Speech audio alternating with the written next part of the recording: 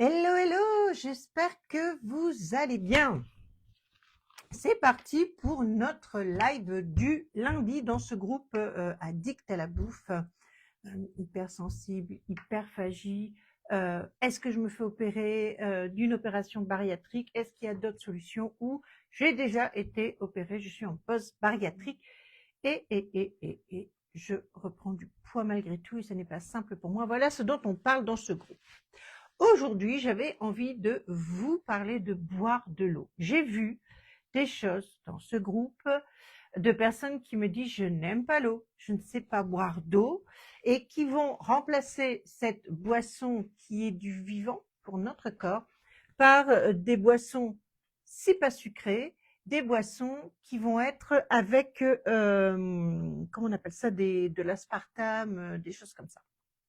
Donc j'aimerais bien qu'on revienne là-dessus aujourd'hui parce que ça peut paraître tellement simpliste de boire de l'eau finalement.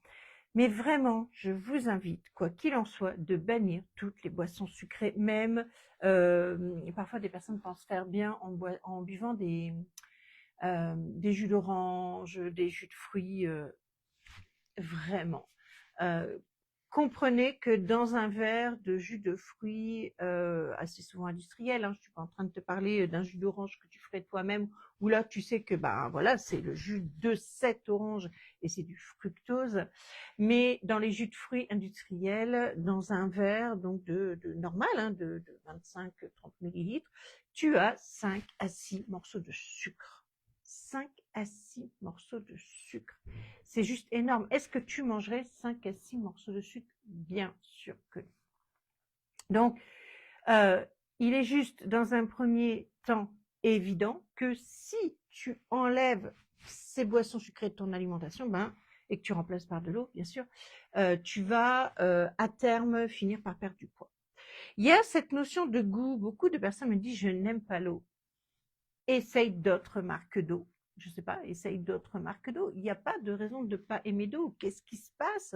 Je sais que, par exemple, si tu as une chimio, oui, l'eau peut avoir un goût métallique. Là, d'accord, ça peut être compliqué. Mais voilà, est-ce que tu as un trouble de l'oralité? Et dans ce cas-là, fais-toi accompagner sur ce sujet-là. Après, j'ai envie de te donner mon petit tips. Et je vais t'expliquer pourquoi.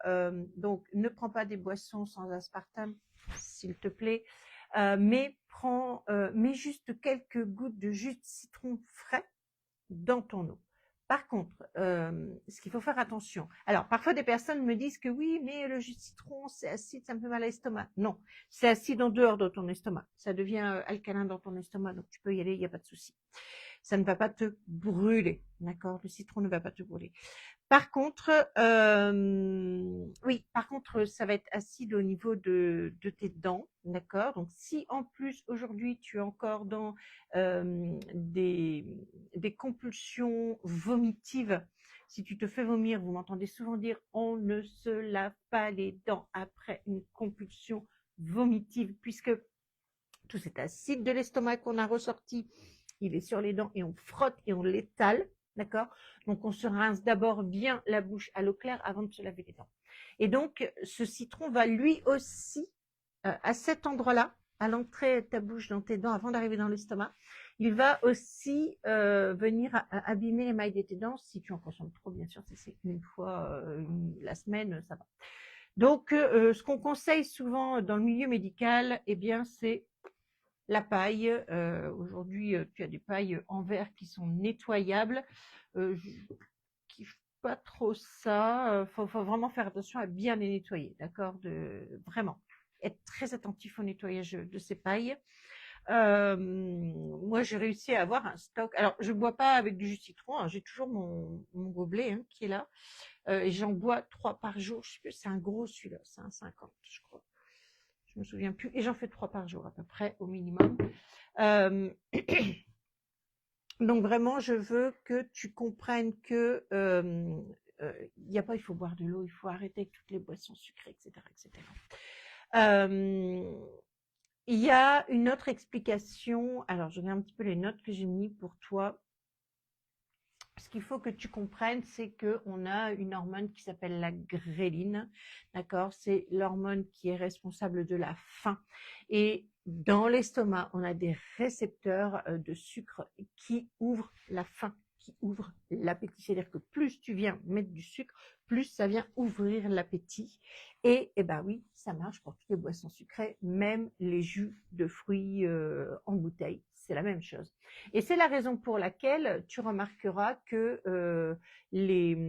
quand tu vas dans des fast-food, des choses comme ça, ben, ils y vont gaiement hein, avec des boissons sucrées puisque ça t'ouvre seulement l'appétit. Et en t'ouvrant l'appétit, forcément, ça te donne envie de manger plus. Hein, forcément, vu que ça active ta gréline, tu as encore plus faim et tu manges donc encore plus. Donc, tu vois là, tu es dans une sorte de cercle vicieux.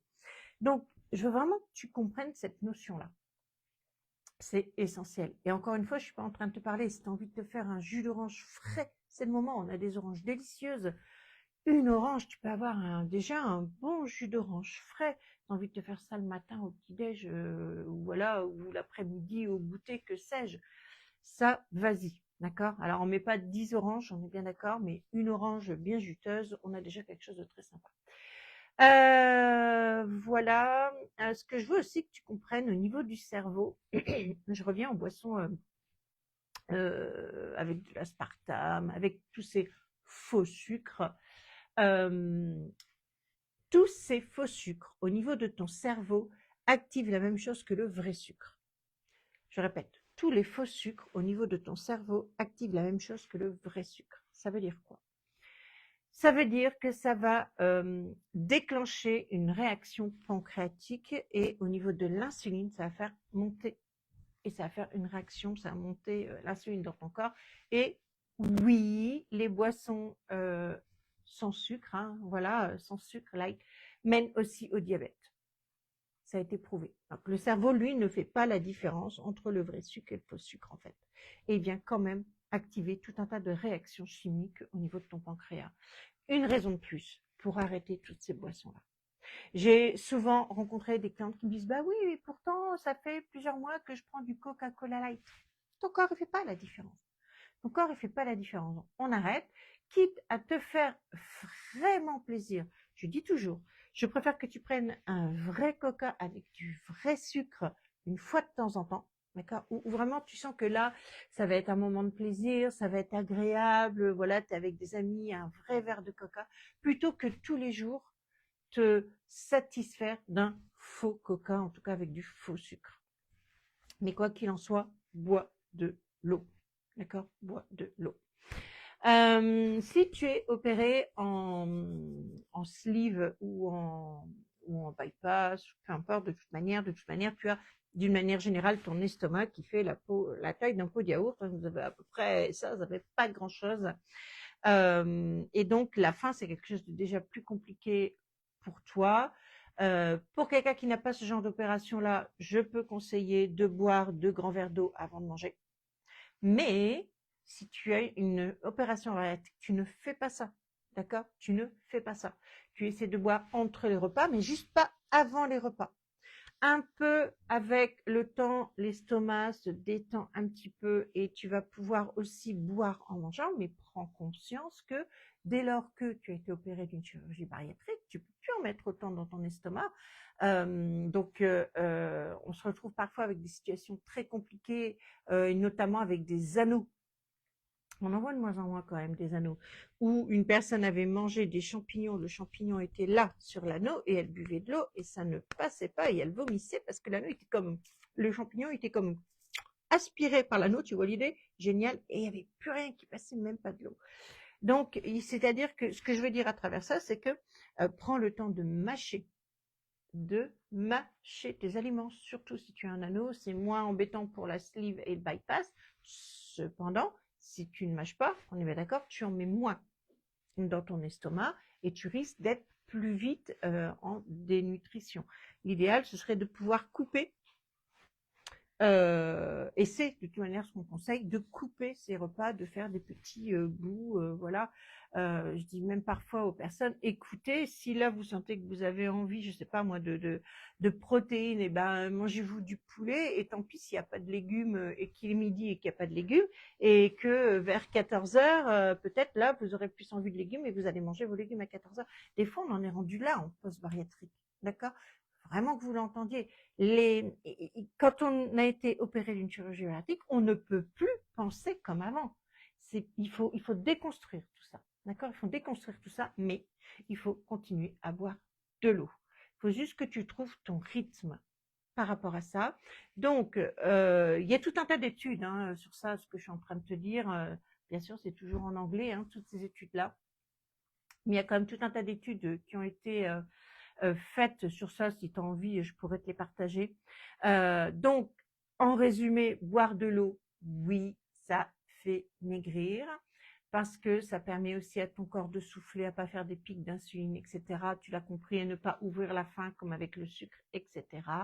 Et puis, c'est juste, et je vais finir sur ça, ce que je vous dis toujours, ton corps, il est vivant et tu dois y mettre du vivant, d'accord? Du vrai vivant. C'est-à-dire que du jus de fruits en bouteille qui a été flashé, il n'y a plus de vitamines, il n'y a plus rien, il n'y a quasiment plus que du goût et du sucre, ça n'est pas du vivant. Donc reprends l'habitude de considérer ça petit pas par petit pas. Je ne suis pas en train de te dire qu'il faut que tu changes toute ton alimentation d'un coup pour y arriver. Ça n'est pas possible. Mais vas-y, petit pas par petit pas par petit pas. Je reparle de tout ça jeudi à midi dans le live hebdomadaire et je remettrai le lien soit en dessous de cette vidéo ou je referai un post à ce sujet. Comment arrêter de manger ses émotions et mincir durablement? Et oui, ce que je viens de te dire, ça en fait partie, puisque en plus de ça, quand tu sens que tu regrossis alors que tu as l'impression de bien faire avec des jus de fruits, tu viens mettre de la culpabilité et tu rentres dans un cercle vicieux. Et c'est tout ça qu'on vient traiter dans ce live de jeudi midi. Je te souhaite une excellente journée, prends bien soin de toi et je te dis à tout bientôt. Ciao!